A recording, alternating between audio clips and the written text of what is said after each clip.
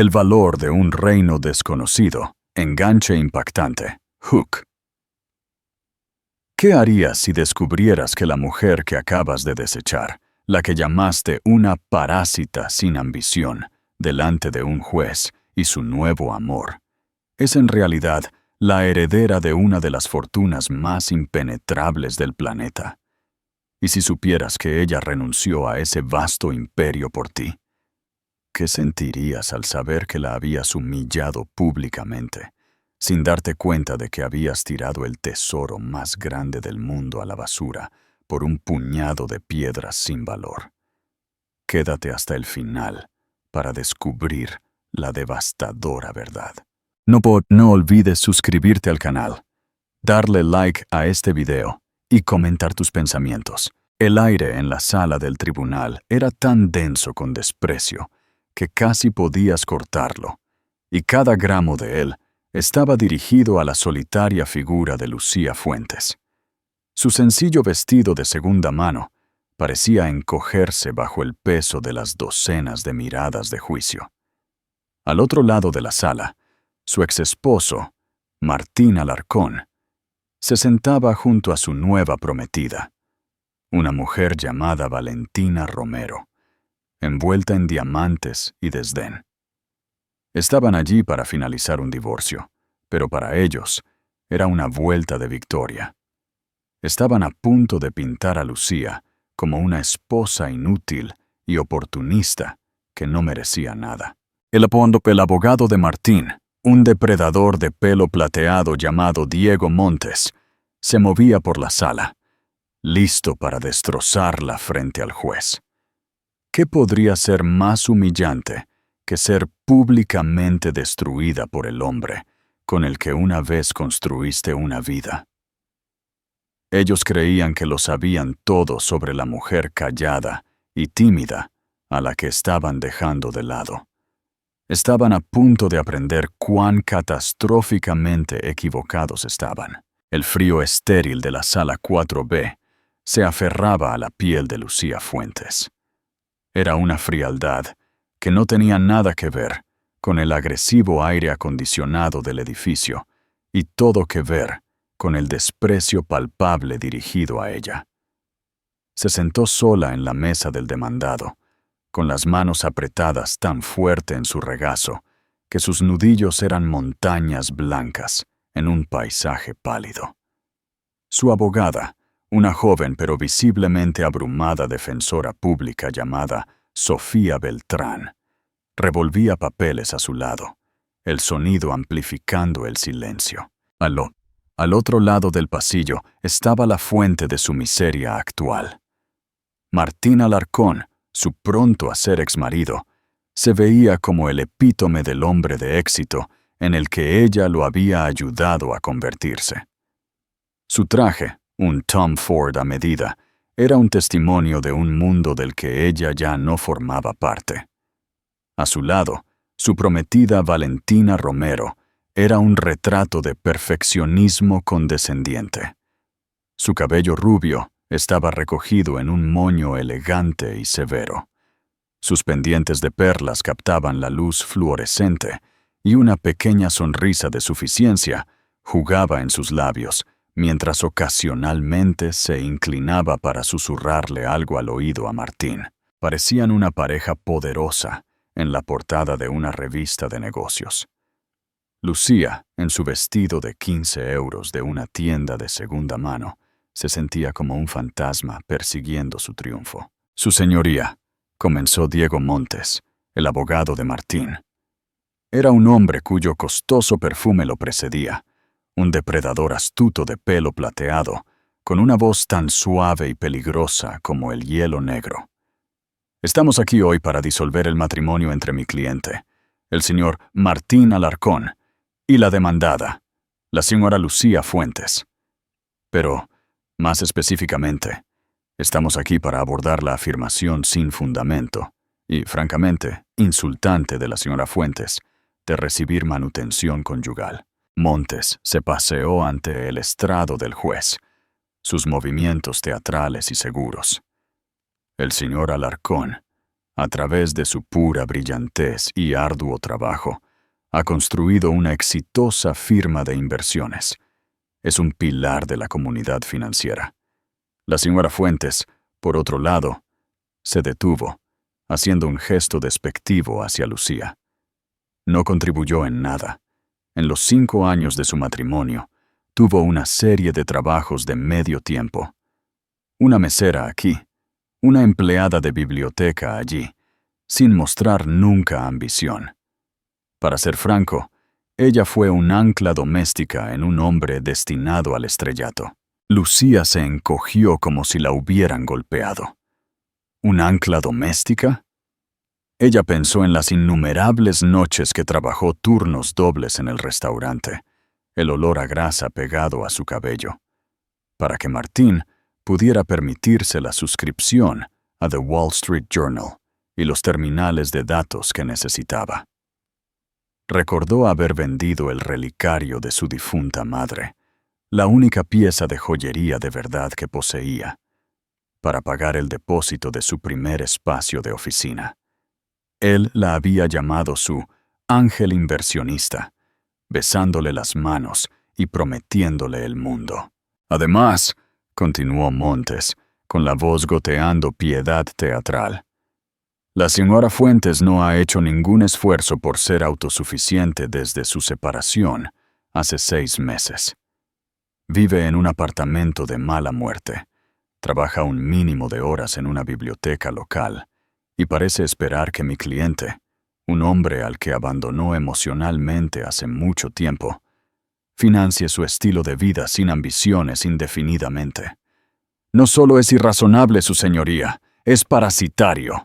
Valentina soltó una delicada risita, lo suficientemente fuerte como para que Lucía la escuchara. Ella miró a Martín, que se negaba a mirarla a los ojos. En cambio, miraba al juez con una expresión de dolorosa sinceridad. Él estaba interpretando a la víctima, el genio magnánimo retenido por una mujer simple y codiciosa. Tenemos extractos bancarios, registros de empleo, dijo Montes, golpeando una carpeta sobre el escritorio del secretario. Demostrarán que es una mujer satisfecha con la mediocridad, mientras mi cliente construía un imperio. Otorgarle una pensión alimenticia sería recompensar la indolencia. Proponemos un pago único de 5.000 euros, una oferta generosa para ayudarla a levantarse. Y nada más. 5.000 euros. Por 5 años de su vida, por sacrificar sus propios sueños, por creer en los de él. Casi se le escapó una risa amarga. Era menos que el costo del reloj en la muñeca de Valentina. La juez, una mujer de rostro severo llamada Juez Miller, miró a Lucía por encima de sus gafas. Señora Fuentes, su abogada solicitó 50% de todos los bienes adquiridos durante el matrimonio y una pensión de 10.000 euros al mes. El señor Montes presenta una imagen muy diferente de sus contribuciones. ¿Tiene una respuesta? La garganta de Lucía se sintió como si estuviera llena de arena. Todos los ojos estaban sobre ella. Podía sentir el peso de su juicio, su creencia de que ella era exactamente lo que Montes había pintado. Un patético fracaso, aferrado a los faldones de un hombre exitoso. «Su señoría», comenzó Sofía Beltrán, con la voz un poco temblorosa. «Mi cliente apoyó al señor Alarcón emocional y financieramente en los primeros años.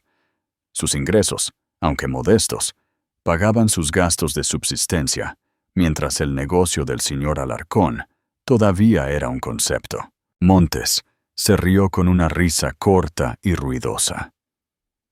«Objeción, su señoría. Vaga y sin fundamento. ¿Tiene recibos de la comida que compró? ¿Un libro de contabilidad para cada taza de café? Esta es la desesperada avaricia de una mujer que se da cuenta de que dejó escapar un billete de lotería ganador». La pequeña galería, compuesta en su mayoría por amigos de Martín y Valentina, se rió con diversión. Martín finalmente se atrevió a mirar a Lucía, su expresión una mezcla de lástima y molestia. Era la mirada que le das a un perro callejero que tienes que ahuyentar de tu porche impoluto. Esa mirada, más que cualquier cosa que Montes hubiera dicho, rompió algo dentro de Lucía. La represa de sufrimiento silencioso que había mantenido durante meses, finalmente se agrietó. Respiró lenta y profundamente. El aire frío de la sala, un shock para sus pulmones. El miedo y la vergüenza que la habían paralizado comenzaron a retroceder, reemplazados por una resolución lenta y dura como un diamante. Querían saber sobre sus finanzas. Querían hablar de lo que se le debía. Bien. Era hora de dejar de jugar según sus reglas. Se inclinó y le susurró algo a su abogada. Los ojos de Sofía se abrieron de par en par, luego con confusión, y finalmente con una comprensión electrizante. Se enderezó. Su actitud cambió de novata nerviosa a profesional segura. «Su señoría», dijo Sofía, con la voz ahora clara y fuerte, cortando los murmullos de la sala. «Retiramos nuestra solicitud anterior.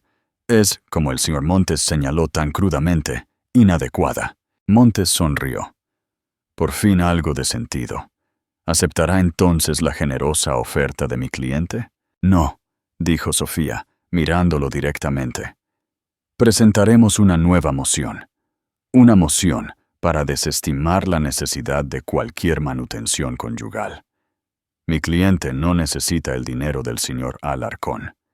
Sin embargo, buscaremos el reembolso por una serie de activos personales dejados en el hogar conyugal. Hizo una pausa, dejando que la declaración flotara en el aire.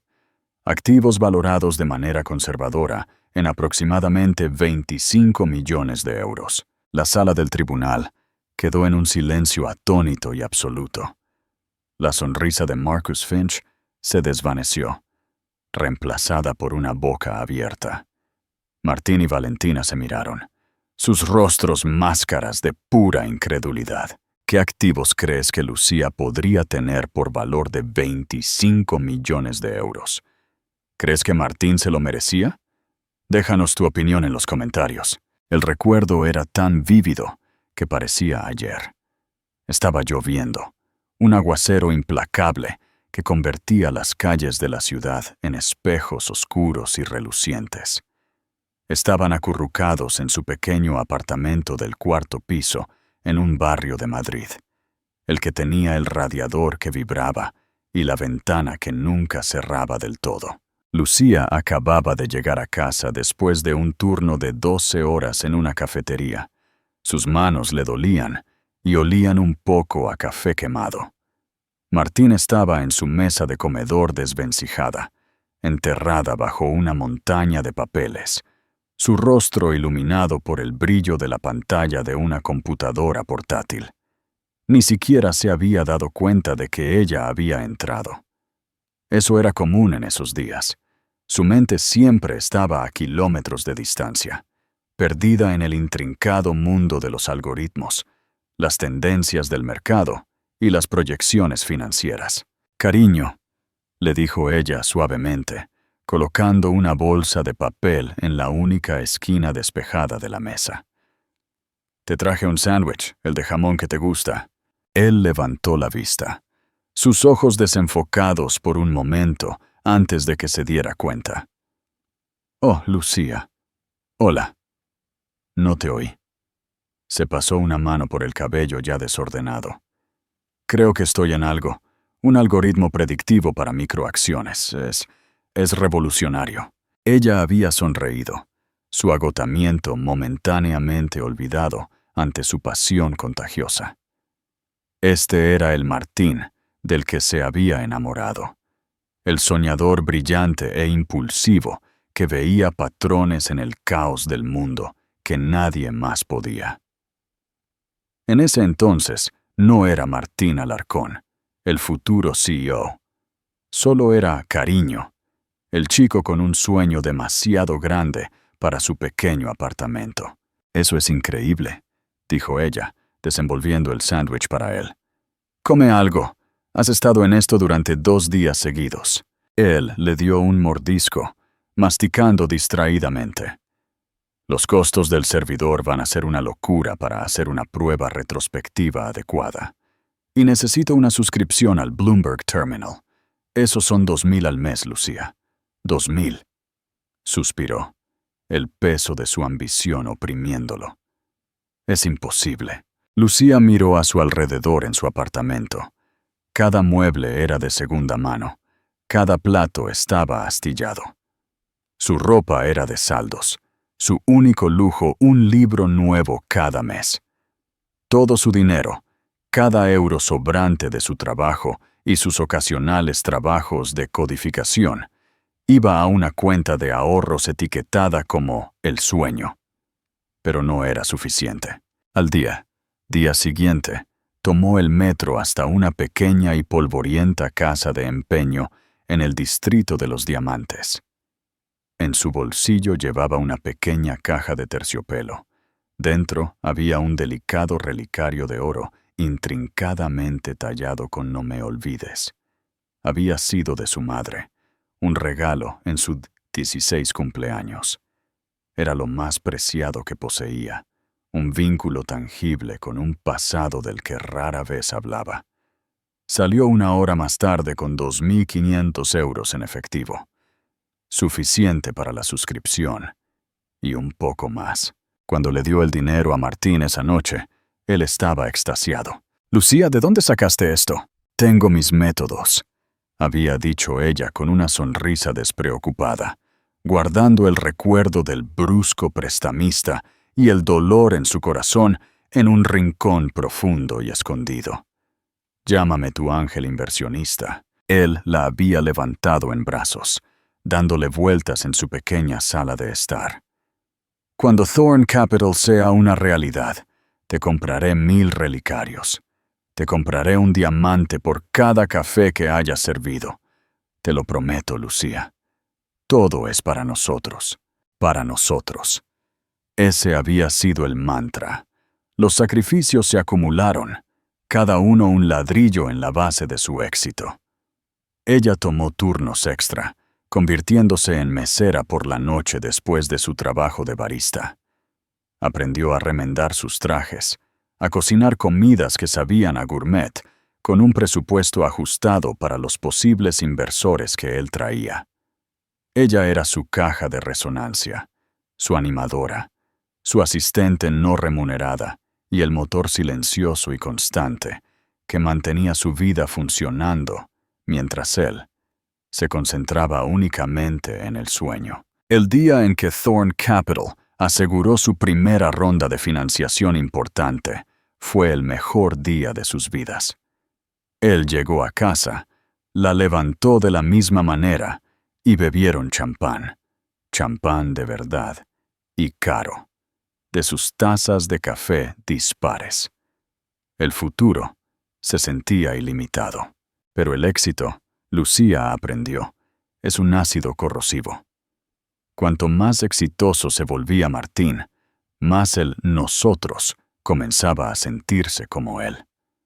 Su pequeño apartamento se cambió por un elegante y minimalista condominio con vistas al parque. Su ropa de tienda de segunda mano fue reemplazada por atuendos de diseñador que él elegía, diciéndole que necesitaba parecer parte de ello. El soñador brillante y apasionado estaba siendo reemplazado lentamente por un extraño pulido y calculador. Él comenzó a criticarla. Su falta de un título prestigioso. Sus pasatiempos simples de leer y jardinería en su pequeño balcón. Sus amigos que eran enfermeras y maestras, no gerentes de fondos de cobertura y socialites. «Lucía, ni siquiera lo intentas», decía él, frustrado después de un evento de networking donde ella había pasado la mayor parte del tiempo hablando con el personal de catering. «Esta gente es importante. Tienes que interactuar». Ella lo había intentado, pero se sentía como un fraude en ese mundo de sonrisas falsas y conversaciones transaccionales. No era ella. Cuanto más la empujaba a ser otra persona, más se retiraba a sí misma. Luego vino Valentina Romero. Su padre dirigía una firma de la competencia. Una unión entre Martín y Valentina era más que un matrimonio, era una fusión. Lucía los vio juntos por primera vez en una foto en una columna social. Martín tenía el brazo alrededor de la cintura de Valentina, en una gala benéfica a la que le había dicho a Lucía que asistía con su abogado. Se veía feliz. Se veía como si perteneciera a ese lugar. La confrontación fue fría y clínica. No sucedió en su casa, sino en una cafetería neutral y estéril. Una cruel ironía que no pasó desapercibida para Lucía. «Esto no está funcionando, Lucía», dijo él, sin siquiera mirarla, revolviendo un azúcar que no usaba en su café negro. «Queremos cosas diferentes. He superado esto». «¿Te refieres a que encontraste a alguien más útil?», dijo ella. Su voz tranquila, desprovista de las lágrimas que él claramente esperaba. Sus ojos parpadearon con molestia.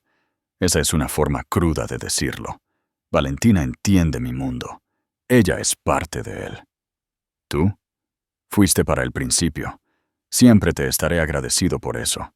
Pero ahora estamos en las grandes ligas. Deslizó un papel por la mesa. Un acuerdo de separación. Los términos eran insultantes. Estaba efectivamente borrándola, convirtiendo 5 años de su vida en una nota a pie de página.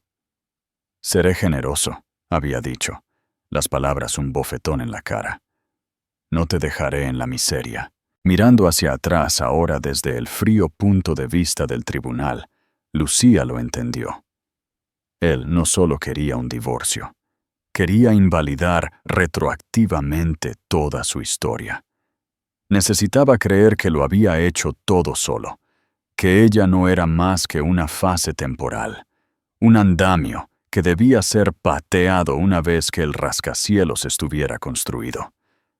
Al pintarla como una parásita perezosa y sin ambiciones, no solo estaba tratando de ahorrar dinero, estaba tratando de salvar su propia historia, reescribiéndola con él como el héroe solitario. Y para esa mentira, necesitaba humillarla.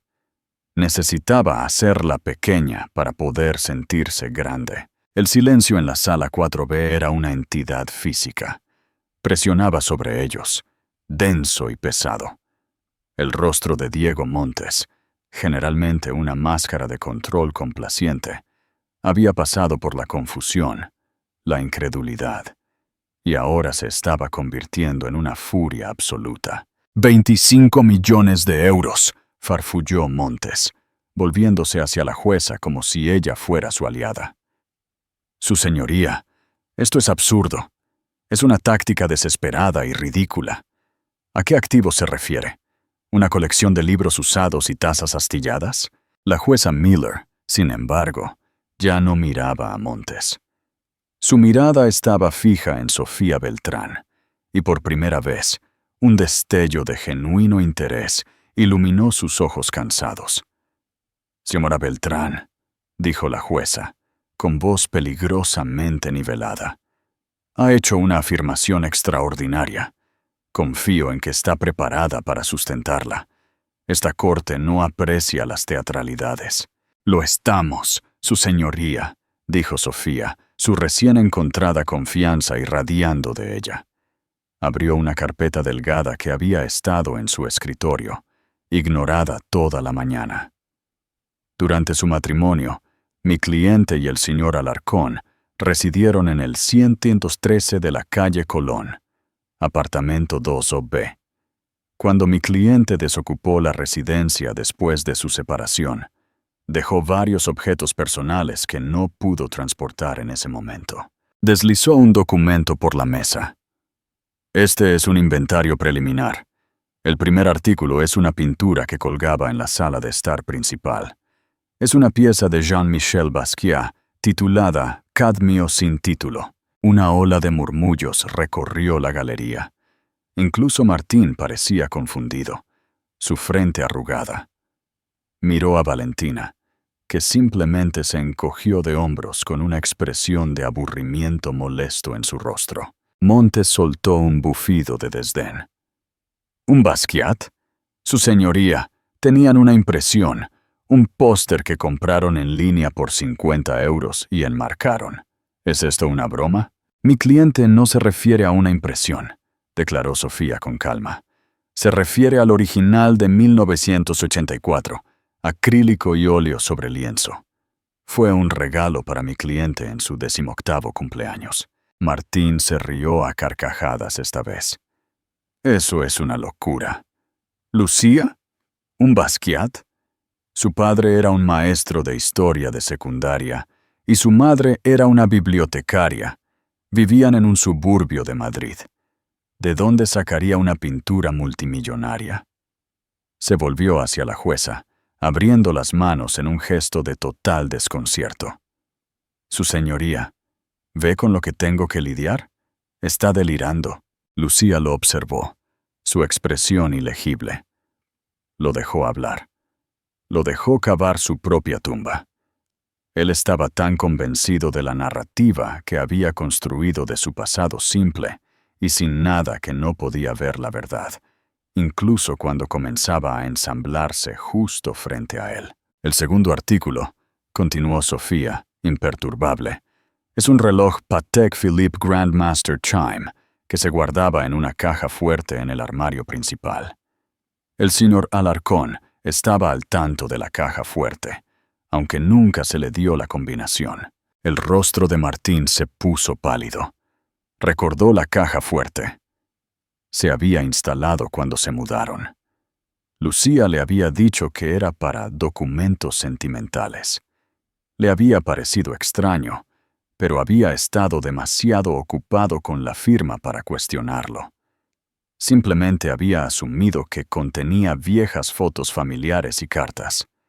¿Un Patek Philippe? El reloj de pulsera más complicado y caro del mundo. Sintió que un nudo frío de pavor comenzaba a formarse en su estómago. Y el tercer artículo, dijo Sofía, bajando ligeramente la voz para un efecto dramático, es un conjunto de bonos al portador emitidos por el Tesoro de Estados Unidos con un valor nominal de 10 millones de euros. Se almacenaron en la misma caja fuerte. La sala del tribunal estalló. Montes se puso de pie, gritando. ¡Su señoría! Esto es una invención, una fantasía. Está inventando un tesoro para extorsionar a mi cliente. Exigimos pruebas, procedencia, documentación. La tenemos, dijo Sofía simplemente. Sacó otro documento. Esta es una declaración notariada del albacea del patrimonio familiar de mi cliente, junto con los documentos de seguro para los artículos especificados, todos bajo el nombre de Lucía Fuentes del Campo. El nombre cayó en la sala como una granada. Del Campo. No era un apellido común, pero en los círculos en los que Martín y Valentina se movían, era un nombre del que se hablaba con la reverencia de la realeza o los dioses. Era el nombre asociado con Industrias del Campo, el reclusivo conglomerado multinacional con intereses en todo, desde el transporte marítimo hasta la tecnología aeroespacial y los minerales raros. Era un nombre sinónimo de dinero antiguo, inmenso poder y privacidad impenetrable. Valentina Romero jadeó, su mano perfectamente cuidada volando a su boca. Sus ojos, muy abiertos por el shock, se movieron de Sofía a Lucía. Finalmente estaba mirando a Lucía, viéndola de verdad por primera vez. El vestido barato, la actitud tranquila. Todo de repente parecía un disfraz, un camuflaje deliberado. Martín estaba congelado, su mente acelerada, tratando de conectar los puntos. Del Campo. Lucía Fuentes. Del Campo. Recordó que ella le había hablado de su padre, de lo distanciados que estaban. Ella había dicho que era un hombre difícil que desaprobaba sus elecciones. Martín había imaginado a un maestro de pueblo terco que quería que su hija se casara con un chico local, no con un brillante financiero. Nunca le había preguntado el nombre de su padre. Había parecido tan poco importante, una reliquia de un pasado que ella y él habían dejado atrás. «Del campo», repitió Montes, su voz de repente débil, la fanfarronería desaparecida. «¿Como en Alejandro del Campo?» «El mismo», confirmó Sofía. Lucía es su única hija, su única heredera. Eligió vivir bajo el apellido de su madre, Fuentes, para vivir una vida normal, para encontrar una pareja que la amara por quien era, no por el nombre que llevaba. Los ojos de Sofía se encontraron con los de Martín, y su mirada estaba llena de hielo. Un experimento lamentable y claramente fallido. La verdad golpeó a Martín con la fuerza de un golpe físico. No era solo una mentira. Era todo un universo de engaño que él había sido demasiado arrogante y egocéntrico para notar. Lucía, la chica simple. Lucía, la mesera. Lucía, el ancla doméstica. Todo había sido una elección. Su sacrificio no fue vender un relicario. Su sacrificio fue renunciar a una vida de lujo inimaginable para estar con él, para creer en él. Y él lo había tirado todo a la basura. La miró, y luego la miró de verdad. A la mujer que había llamado parasitaria, sin ambiciones, y delirante. Se sentaba allí, serena y tranquila, su expresión no de triunfo, sino de una profunda y honda tristeza. La tristeza de una mujer que había apostado su corazón a un hombre y perdido de la manera más espectacular posible. En ese momento, Martín Alarcón no solo vio a la heredera de la fortuna del campo, vio el mayor error de su vida. El billete de lotería ganador que no solo se le había escapado de los dedos, sino que había destrozado y arrojado a la cara de la mujer que se lo había entregado. Valentina ya estaba alejando su silla de él. Su rostro, una máscara de horror y cálculo. Ya no miraba a un prometido. Estaba mirando al hombre más estúpido del mundo. La sala del tribunal estaba en un estado de animación suspendida, atrapada en la réplica del nombre del campo. La juez Miller, por su parte, había recuperado la compostura, con la facilidad practicada de una mujer que había visto toda forma de drama humano. Golpeó su mazo una vez, el fuerte golpe resonando en el silencio atónito. «Orden», ordenó ella. «Señor Montes, siéntese». «Señora Beltrán, ha hecho una afirmación que cambia la naturaleza de estos procedimientos. Mencionó una albacea y documentación. Pero en un caso tan inusual, la Corte requerirá más». Diego Montes, al ver una rendija de oportunidad, se puso de pie nuevamente. «Exacto, su señoría. Esto es de oídas. Los documentos pueden ser falsificados. Las historias pueden ser inventadas. Tienen que presentar más que un nombre. Tienen que presentar a una persona. ¿Dónde está este mítico Alejandro del Campo? ¿Por qué no está aquí para confirmar esta historia descabellada?» Era un punto válido. Alejandro del Campo era notoriamente privado, un verdadero fantasma que no había sido fotografiado en público durante más de 2 décadas. La idea de que apareciera en un tribunal de divorcios era ridícula. Montes lo sabía, y un poco de su arrogancia regresó. Estaba apostando a que todo era un farol, uno increíblemente audaz, pero un farol al fin y al cabo. Sofía Beltrán no se inmutó. Miró el reloj en la pared de la sala, luego hacia las pesadas puertas de roble en la parte de atrás. «El padre de mi cliente está actualmente en un vuelo transoceánico y no se puede contactar. Su privacidad es, como el señor Montes sabe, de suma importancia. Sin embargo», dijo, «su momento impecable. Estábamos preparados para la necesidad de la Corte de una verificación directa. Tenemos un testigo. ¿Un testigo?, preguntó la jueza, levantando las cejas. Su lista de testigos se presentó la semana pasada. Contenía solo un nombre: Lucía Fuentes.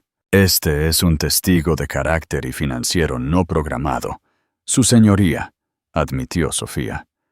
Pero su testimonio es vital para corroborar la identidad y la situación financiera de mi cliente. Un asunto que el abogado del demandante ha cuestionado agresiva y repetidamente. Dadas las circunstancias, creemos que su testimonio es esencial para que se haga justicia. Montes estaba furioso. ¡Objeción! Esto es una emboscada procesal. No hemos tenido tiempo de prepararnos, ni oportunidad para el descubrimiento de este misterioso testigo. Esto es una completa violación del protocolo. Normalmente, señor Montes, estaría de acuerdo con usted, dijo la juez Miller en tono cortante. Sin embargo, usted es quien pasó la última hora pintando a la señora Fuentes como una mentirosa indigente. Usted abrió esta puerta. Usted exigió pruebas. La señora Beltrán está ofreciendo proporcionarlas. Voy a permitirlo. Pero le advirtió a Sofía: más vale que esto sea sustancial. Gracias, su señoría, dijo Sofía con un respetuoso asentimiento. Se giró hacia la parte trasera de la sala. La defensa llama al estrado a Arturo Valdés. Si el nombre del campo fue una granada, Arturo Valdés fue un misil guiado con precisión. Para la persona promedio, el nombre no significaba nada. Pero en el enrarecido aire de las finanzas globales y el derecho corporativo, el mundo que habitaban Martín y Montes, Arturo Valdés era una leyenda. Era el director ejecutivo de la empresa matriz de Industrias del Campo, la cara pública del Imperio Invisible. Era la mano derecha de Alejandro del Campo, su guardián y su asesor más confiable durante más de 30 años. Lo llamaban el Virrey. La sangre de Martín se heló. Había visto a Valdés hablar una vez en una cumbre de Davos, a la que había pagado una fortuna por asistir. El hombre exudaba un aura de poder silencioso e inexpugnable que hacía que los nuevos ricos como Martín se sintieran como niños. La idea de que Arturo Valdés entrara en este tribunal en nombre de Lucía era imposible. Las pesadas puertas de roble en la parte trasera del tribunal se abrieron. Dos hombres con trajes oscuros y severos entraron primero, sus ojos escaneando la sala con eficiencia profesional. Claramente eran de seguridad. Y luego, entre ellos, entró Arturo Valdés. Tenía unos 60 años, alto y enjuto, con una cabeza llena de cabello plateado y ojos del color de un cielo de invierno. No vestía al estilo llamativo de abogados como Montes. Llevaba un traje gris simple e impecablemente a medida, una camisa blanca y una corbata azul oscuro. Su ropa no gritaba dinero. Lo susurraba desde una gran e inaccesible distancia.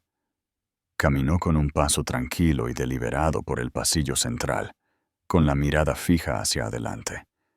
Toda la sala pareció contener la respiración. El aire crepitaba con su presencia. Pasó por la mesa de Martín sin un destello de reconocimiento. Martín sintió un impulso involuntario de encogerse en su asiento, de volverse invisible. La existencia misma de Valdés en esta sala era un veredicto sobre la vida de Martín, un juicio mucho más potente que cualquiera que la jueza pudiera emitir. No solo se había divorciado de una mujer, había insultado a un imperio. Arturo Valdés llegó al estrado de los testigos y se quedó esperando pacientemente para prestar juramento. Miró a Lucía, y por un solo momento fugaz, su severa expresión se suavizó en una de afecto y preocupación paternal. Era una mirada que lo confirmaba todo. Diego Montes se hundió en su silla, su rostro ceniciento. Toda la pelea se había ido de él. Era un tiburón. Sí, pero acababa de descubrir que estaba nadando en un océano que pertenecía a una ballena azul, y había cometido el fatal error de intentar morderla. Valentina Romero, lenta y deliberadamente, recogió su bolso de cuero de cocodrilo del suelo. Lo colocó en su regazo y lo abrió, sus movimientos precisos y mecánicos. Ya no miraba a nadie. Estaba calculando su escape. La fusión estaba fuera de la mesa. El secretario del tribunal, un hombre que había visto décadas de disputas mundanas, se tambaleó ligeramente mientras le tomaba juramento a Arturo Valdés. La tranquila gravedad del testigo parecía desconcertarlo incluso a él. ¿Jura decir la verdad, toda la verdad y nada más que la verdad? Sí, juro, respondió Valdés, su voz tranquila y clara, que se oía fácilmente en la sala silenciosa. Sofía Beltrán se acercó al estrado. Señor Valdés, ¿podría por favor decir su nombre completo y ocupación para el tribunal? Mi nombre es Arturo Hemmings Valdés. Soy el director ejecutivo de Industrias del Campo Global. Cada palabra fue entregada con precisión, una declaración de hecho irrefutable. ¿Y en qué calidad conoce a mi cliente, la señora Lucía Fuentes? Valdés giró ligeramente la mirada para mirar a Lucía, una sonrisa cariñosa, casi triste, tocando sus labios por un instante. Conozco a Lucía desde el día en que nació. Soy su padrino, y soy el albacea de la confianza de su familia. Sofía asintió. ¿Puede confirmar para el tribunal su relación con su empleador, el señor Alejandro del Campo? Lucía es la única hija y única heredera del señor del Campo, declaró Valdés simplemente. Su nombre legal es Lucía Fuentes del Campo. Fuentes era el apellido de su madre. Después del fallecimiento de su madre, y al entrar en la edad adulta, Lucía tomó la decisión personal de usar el nombre Fuentes exclusivamente en su vida pública. Fue una elección nacida del deseo de privacidad y normalidad, una elección que su padre, aunque no la entendiera del todo, respetó a regañadientes. Montes, al ver su carrera destellando ante sus ojos, supo que tenía que hacer algo, cualquier cosa. Débilmente se puso de pie. Objeción, su señoría. Todo esto es muy conmovedor, pero no es relevante para la división de los bienes conyugales. La juez Miller lo fulminó con la mirada. Señor Montes, usted pasó la mayor parte de una hora argumentando que la situación financiera de la señora Fuentes era cero y que su carácter era el de una estafadora común.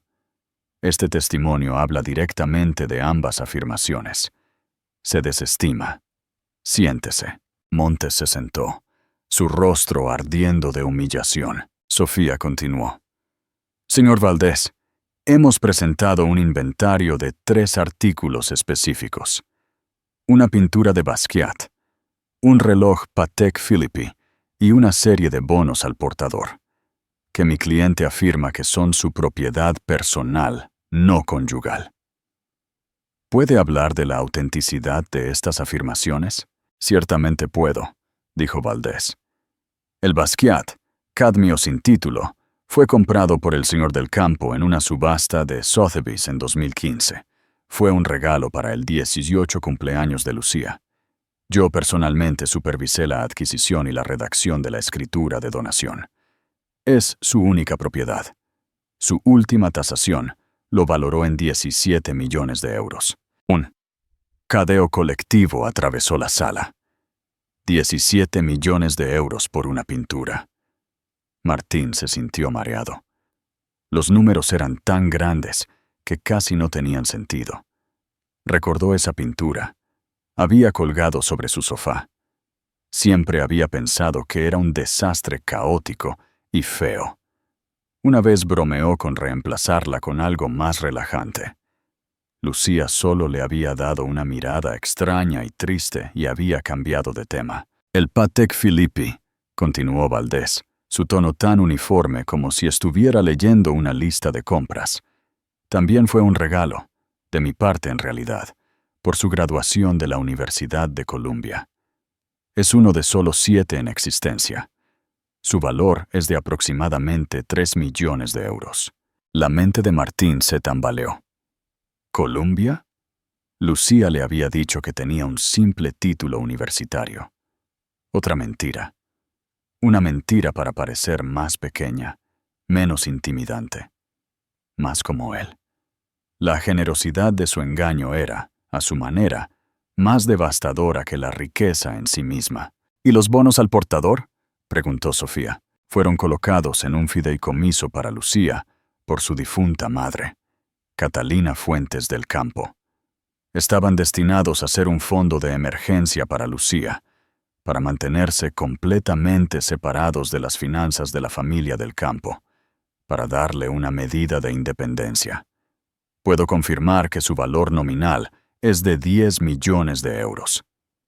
Todos estos artículos son anteriores a su matrimonio con el señor Alarcón por varios años. Son inequívocamente su propiedad personal. Valdés hizo una pausa, luego cambió su mirada, clavando a Martín Alarcón con una mirada tan fría y afilada como un trozo de hielo.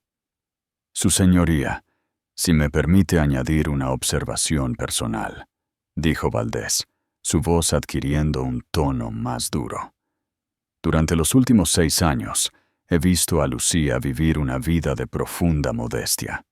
Lo ha hecho para probar una hipótesis, que podría encontrar una pareja que valorara su espíritu, su inteligencia y su corazón por encima de todo. Ocultó activamente una fortuna personal que empequeñece a toda la compañía del señor Alarcón, no por engaño, sino por esperanza. Trabajó en trabajos agotadores y desagradecidos, no porque tuviera que hacerlo, sino para apoyar al hombre que amaba, para permitir que su sueño floreciera. Contribuyó con cada euro que ganó y cada gramo de su energía a su asociación. Dejó que las palabras se asentaran. La acusación que escuché al entrar en este tribunal, de que ella era una parásita, un ancla, una mujer sin ambiciones, no solo es una falsedad grotesca, sino el mayor error de juicio de carácter que he presenciado en mis 68 años. El señor Alarcón no tenía una sanguijuela por esposa. Tenía una benefactora de una generosidad inimaginable. Fue un hombre al que se le entregaron las llaves de un reino, y en lugar de entrar, se quejó del peso de las llaves y las tiró a la basura por un puñado de piedras brillantes. La metáfora, entregada con la voz devastadoramente tranquila de Valdés, fue brutal.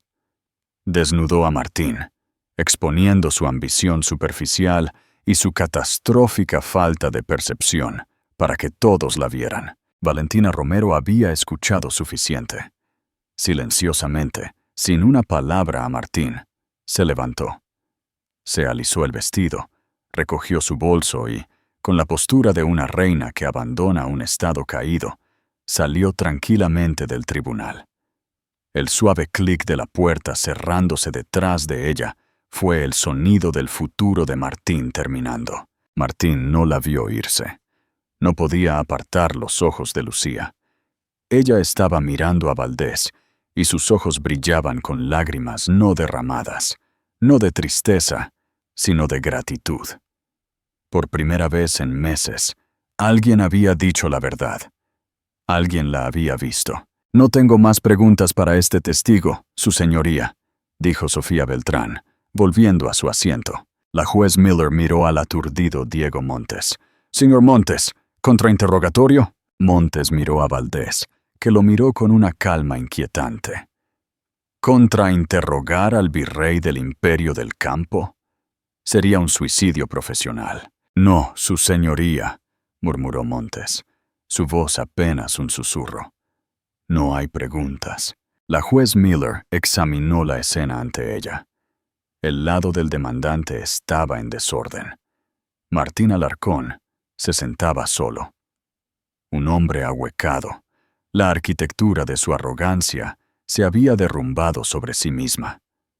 Su abogado, Diego Montes, estaba revolviendo papeles sin propósito, evitando el contacto visual con todos. El lado del demandado, por el contrario, era un bastión de fuerza tranquila. «Bueno», dijo la jueza, su voz llena de una ironía tan seca que podría iniciar un incendio. «Ciertamente ha sido una mañana esclarecedora. El tribunal considera que el testimonio del señor Valdés es creíble y convincente». Fijó su mirada en Martín. «Señor Alarcón, su petición de denegar la manutención conyugal se concede, por supuesto, ya que la demandada ha retirado amablemente su solicitud. En cuanto al asunto de los bienes personales, la señora Beltrán, ¿ha hecho su cliente arreglos para recuperar su propiedad?» «Sí, su señoría», confirmó Sofía. «El equipo de seguridad del señor Valdés está en espera. Solicitamos una orden judicial que le otorgue a mi cliente acceso inmediato y exclusivo a la residencia en el 113 de la calle Colón, por un periodo de 2 horas para recuperar sus pertenencias». «Así se ordena», dijo la jueza, golpeando su mazo. Se sintió menos como un cierre y más como un último clavo siendo martillado en el ataúd de la vida de Martín. Y en cuanto a la generosa oferta del demandante de un acuerdo de 5.000 euros, miró a Martín con total desprecio. El tribunal desestima esa oferta como insultante, hecha de mala fe y basada en una tergiversación completa y deliberada de los hechos. Este procedimiento ha concluido. El mazo cayó por última vez, se acabó. Mientras la gente comenzaba a moverse, el murmullo apagado de los chismes impactantes, llenando la sala, Arturo Valdés se bajó del estrado de los testigos. Caminó hacia la mesa de la defensa y colocó una mano suave en el hombro de Lucía. «¿Estás bien?», preguntó, su voz baja y amable. Lucía finalmente levantó la vista, una sola lágrima trazando un camino por su mejilla. Asintió, logrando una pequeña sonrisa acuosa. «Gracias, Arturo, por todo. Alejandro quería venir él mismo», admitió Valdés. «Tuve que convencerlo de que no lo hiciera. Habría comprado el tribunal y lo habría demolido con el señor Alarcón todavía adentro». A pesar de todo, una pequeña risa escapó de los labios de Lucía. Se sintió como el primer rayo de sol después de una larga tormenta. Se puso de pie y, por primera vez ese día, cuadró los hombros y miró al otro lado del pasillo al hombre que había sido su marido. Martín la miraba fijamente, su rostro una patética máscara de desesperación y horror.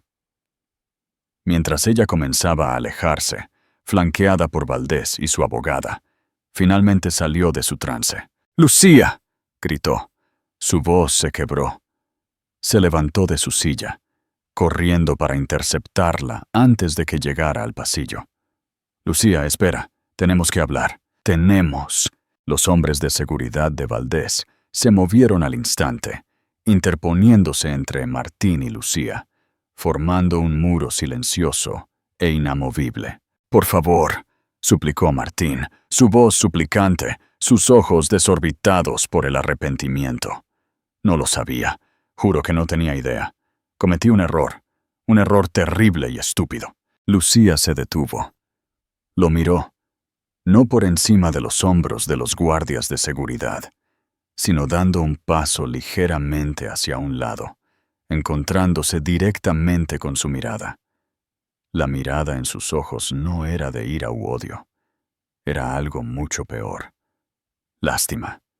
Era la mirada que se le da a algo roto e insignificante. «Tienes razón, Martín», dijo ella, con la voz firme y clara que se escuchaba en la ahora tranquila sala del tribunal. «Cometiste un error, pero tu error no fue dejarme, y no fue no saber sobre mi familia». Dio un paso más cerca, obligándolo a ver la profunda verdad de sus palabras.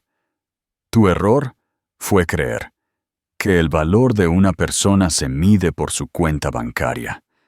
Te burlaste de mí por ser mesera, bibliotecaria. Te avergonzaste de mí porque no era una CEO o una socialite. No viste ningún valor en la amabilidad, la lealtad o el sacrificio, a menos que sirvieran directamente a tu ambición. Dejó que el silencio se quedara por un momento. El dinero no cambia quién soy. Todavía soy la mujer que sirvió café para apoyarte. Todavía soy la mujer que vendió el relicario de su madre por ti. Lo único que ha cambiado es que ahora a esa mujer la ves valiosa. Y Martín, por eso hemos terminado. Tú no te enamoraste de Lucía Fuentes. Y ciertamente no mereces a Lucía del Campo. Con eso, le dio la espalda. No miró hacia atrás mientras salía de la sala del tribunal. Arturo Valdés a su lado, dejando a Martín Alarcón solo en las ruinas que él mismo había creado. Un hombre desesperadamente pobre, que por un breve y brillante momento había tenido toda la riqueza del mundo en sus manos y había sido demasiado ciego para verla. La noticia del drama del tribunal se extendió por los círculos de élite de Nueva York como la pólvora. La historia era demasiado deliciosa. El ascenso meteórico y la espectacular autodestrucción de Martín Alarcón. Su firma, Thorn Capital, implosionó en una semana. Los inversores, asustados por su catastrófica falta de juicio, retiraron su dinero. Su reputación como un brillante visionario fue reemplazada por una nueva: el tonto que se divorció de la heredera del campo. Nadie quería hacer negocios con un hombre que no podía reconocer un activo de 1.000 millones de euros cuando estaba casado con él. Perdió el condominio, su negocio y los pocos amigos de verdad que tenía. Intentó llamar a Lucía cientos de veces, pero las llamadas no fueron contestadas. Era un paria, un cuento con moraleja andante del que se susurraba en galas y en salas de juntas. Las piedras brillantes que había elegido, el estatus de Valentina, un fugaz sentido de superioridad, se habían convertido en polvo en sus manos. Pasaron 3 meses. Para los círculos de chismosos de la élite, la historia de la caída de Martín Alarcón había sido un drama emocionante pero fugaz. Era noticia de ayer, un cuento con moraleja que ya había sido reemplazado por escándalos más nuevos. Lucía Fuentes del Campo simplemente se había desvanecido, retirándose detrás de las paredes impenetrables que el apellido del Campo le proporcionaba. Muchos asumieron que simplemente había regresado a una vida de lujo tranquila y reclusa. El breve y desordenado capítulo de su vida pública, ahora cerrado. Estaban equivocados. La bomba cayó no en una columna social, sino en la portada de The Wall Street Journal. El titular era crudo, impreso en tinta audaz e intransigente. Heredera de los del Campo lanza la Fundación Fuentes de 500 millones de euros para el acceso educativo y artístico. Debajo había una fotografía de Lucía tomada en una conferencia de prensa celebrada no en algún salón de baile corporativo estéril, sino en el majestuoso salón lleno de libros de la Biblioteca Pública de Nueva York. Se veía transformada.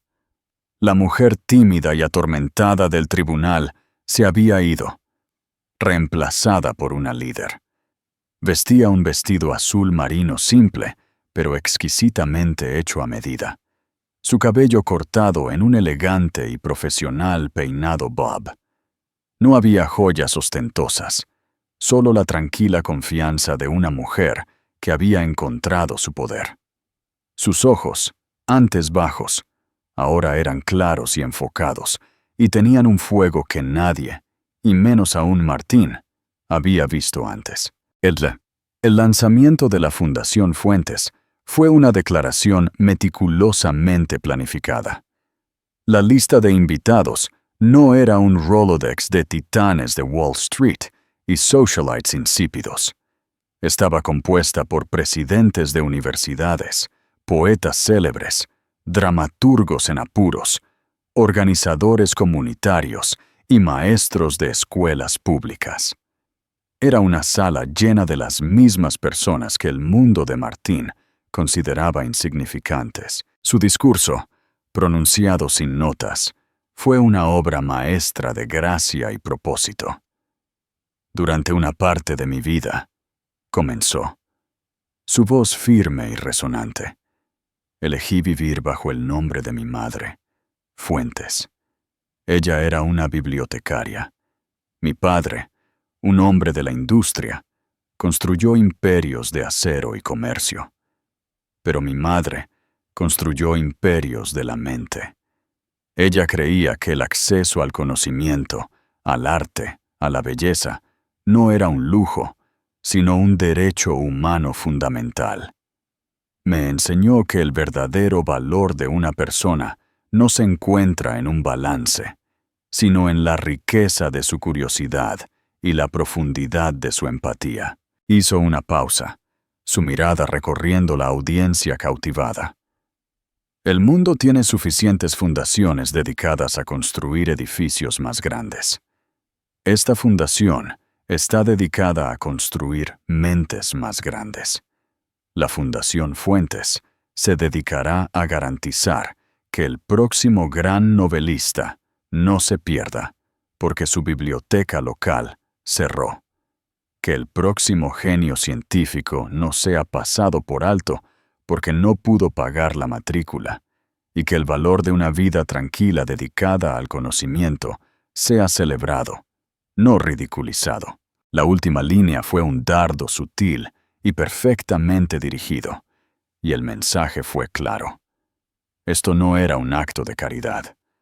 Era una reordenación de valores. En una posterior y rara entrevista individual con un respetado periodista, surgió la pregunta inevitable.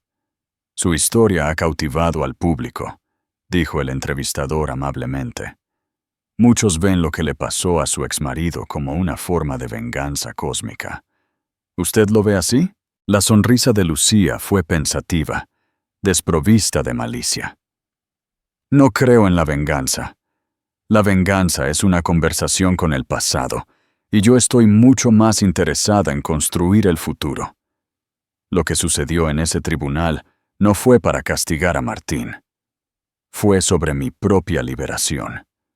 Durante años permití que alguien más definiera mi valor, que dictara mi historia. Me hice pequeña para que él se sintiera grande, creyendo que esa era la naturaleza del amor y el apoyo. Mi error fue pensar que mi valor era algo que podía ser disminuido por la opinión de otra persona. Se inclinó hacia adelante, su sinceridad palpable. El nombre de mi padre, del campo, proporciona los recursos para este trabajo. Es una herramienta, una poderosa. Pero el nombre de mi madre, Fuentes, proporciona la misión.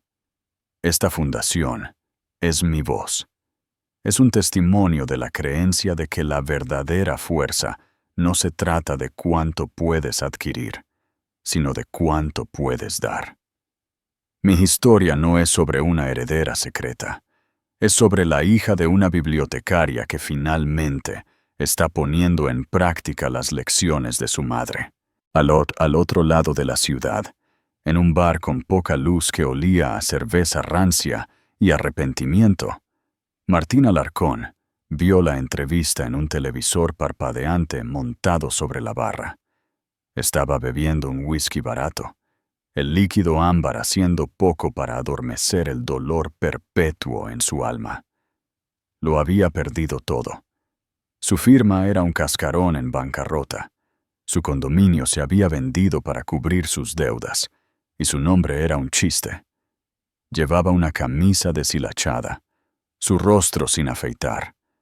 El fantasma del titán vestido de Tom Ford, que una vez fue. Mientras Lucía hablaba, cada palabra, nuevo tormento. La hija de una bibliotecaria recordó haberse burlado de la profesión de su madre, del valor de una vida tranquila. Recordó haberla llamado sin ambiciones.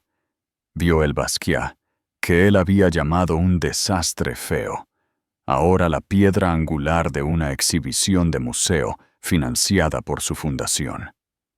Vio a la mujer brillante, amable y profundamente rica, que había desechado por una socialite superficial, que no había devuelto ni una sola de sus llamadas.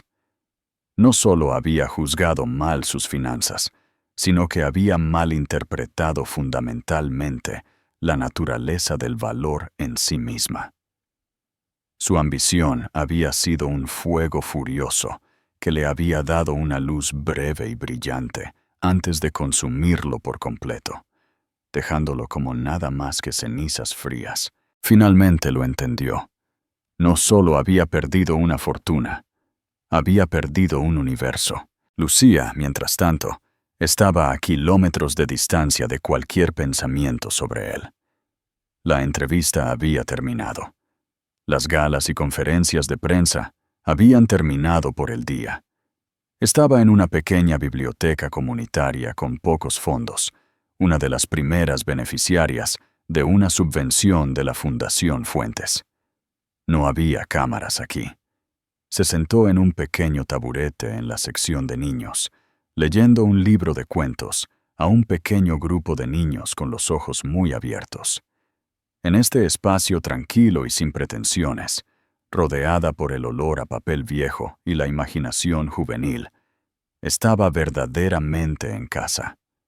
No era Lucía del Campo, la heredera, ni era Lucía Fuentes, la exesposa ridiculizada.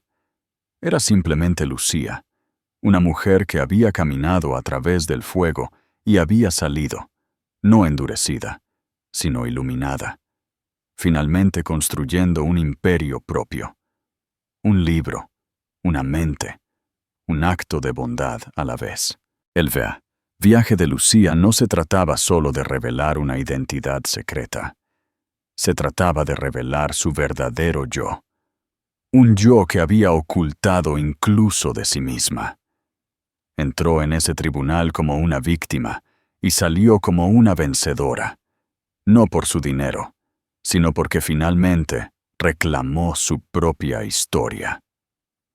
Es un poderoso recordatorio de que nuestro valor nunca está definido por la opinión de otra persona o su incapacidad para ver nuestro valor. Se define por nuestra propia integridad, amabilidad y la fuerza para defender quiénes somos. ¿Qué crees que fue el mayor error que cometió Martín? ¿Fue su avaricia, su arrogancia o su simple fracaso en ver a la persona asombrosa que tenía justo enfrente? Déjame saber tus pensamientos en los comentarios a continuación. Si te conmovió la historia de Lucía, por favor, muestra tu apoyo dándole al botón de me gusta, compartiendo este video con alguien que podría necesitar escucharlo y suscribiéndote al canal para más historias de la vida real, poderosas. Tu apoyo nos ayuda a seguir trayendo a la luz estos increíbles viajes. Gracias por ver.